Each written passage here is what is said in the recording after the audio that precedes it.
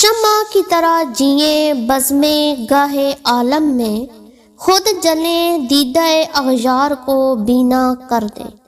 معزز سامعین کرام، اس وقت مسلمان پوری دنیا میں جن حالات سے گزر رہے ہیں، انہوں نے فکر مند لوگوں کو حد درجہ تشویش میں مبتلا کر رکھا ہے۔ ایک طرف تو عالم اسلام کے نام سے موسوم اس مبارک خطہ کی صورتحال ہے جو اگر واقعتاً عالم اسلام ہوتا تو یقیناً یہ حالات نہ ہوتے۔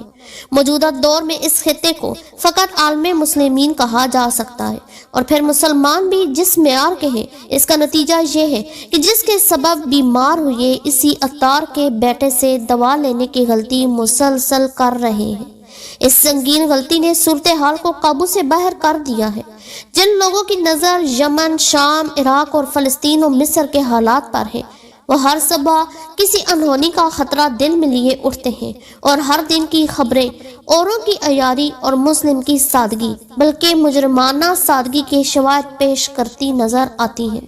ایسا محسوس ہوتا ہے کہ مسلمان ماؤں کی گود میں ابو عبید نہیں، خالد نہیں، زنگی و ایوبی نہیں، بلکہ سلطان عبدالحمید کے نمونے بھی پیدا ہونے بند ہو گئے ہیں،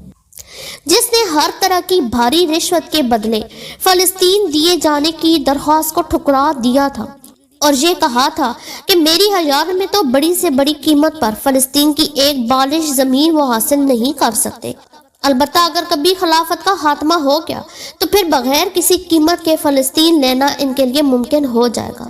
افسوس، صد افسوس کہ یہ دوسری بات سچی ہو گئی، اور آج فلسطین ہی نہیں، ہر اسلامی ملک میں عالمی طاقتوں کے ہر اول دستے ثابت ہونے والے لوگوں کی فصلیں اگ رہی ہیں۔ کیا یہ حقیقت نہیں ہے کہ ہم اپنے ذاتی کردار کے حوالے سے انتہائی پست اور ناقابل بیان حالت میں مبتلا ہیں؟ ہم میں کتنے لوگ ہیں جو اپنے اوپر اللہ کی شریعت پورے طور پر نافذ کرنے کے لیے بخوشی تیار ہیں، جو دوسروں کے حقوق کی ادائیگی پوری ذمہ داری سے کرنا چاہتے ہوں اور کرتے ہوں، اور جو عبادت کا حق نہیں فرض ہی ادا کرنے کے لیے تیار ہوں، جو صداقت اور شجاعت اور دیانت و امانت کے اوصاف سے متصف ہوں، جن کے اخلاق اسلامی اور نبوی اخلاق کا نمونہ ہوں، جو اپنی زبان یا ہاتھ سے دوسروں کو تکلیف نہ پہنچاتے ہوں، جو اپنے ذاتی فائدے کے لیے ملت کو یا کسی دوسرے انسان کو نقصان پہنچانے سے پرہیز کرتے ہوں، جو اپنے منصبی فرائض پوری ذمہ داری سے ادا کرتے ہوں، جو اپنے حصے کی ذمہ داری پوری کر کے اللہ سے مدد مانگتے ہوں، جن کو تنہائی میں یہ یاد رہتا ہو کہ ہمارا رب ہمیں دیکھ رہا ہے، جو اپنے رب سے استغفار کا اہتمام کرتے ہوں، جو رسول اکرم صلی اللہ علیہ وآلہ وسلم کی سنت کے مطابق زندگی گزارنے کو باعث عزت سمجھتے ہوں، جو اپنے کلمہ کو بھائیوں سے حسد نہ رکھتے ہوں، جو اللہ کے کلام مقدس کی تلاوت کا اہتمام کرتے ہوں اور اسے سمجھنے اور اس پر عمل کرنے کی سنجیدہ فکر رکھتے ہوں۔ اگر ایسے لوگوں کی تعداد ہم میں کم ہے، اور یقیناً کم بلکہ بہت کم ہے، تو پھر ہم کس منہ سے اپنے آپ کو اللہ کی مدد کا مستحق گردانتے ہیں؟ ضرورت ہے کہ انتہائی سنجیدگی کے ساتھ ہر فرد اپنی اصلاح کی فکر کرے اور اپنے رب سے اپنا تعلق استوار کرے۔ اللہ تعالیٰ سے امید واسع ہے کہ حالات قابو میں ہو جائیں گے۔ ہاں، یہ سچ ہے کہ حالات کے سازگار ہونے تک پتہ نہیں کتنی عورتیں بیوہ ہوں گی، کتنے بچے یتیم ہوں گے اور کتنی ماں کے لال شہید ہوں گے، تب امید صبح طلوع ہوگی۔ دل کہتا ہے فصلیں جنوں کے آنے میں کچھ دیر نہیں، دل کہتا ہے فصلیں جنوں کے آنے میں کچھ دیر نہیں،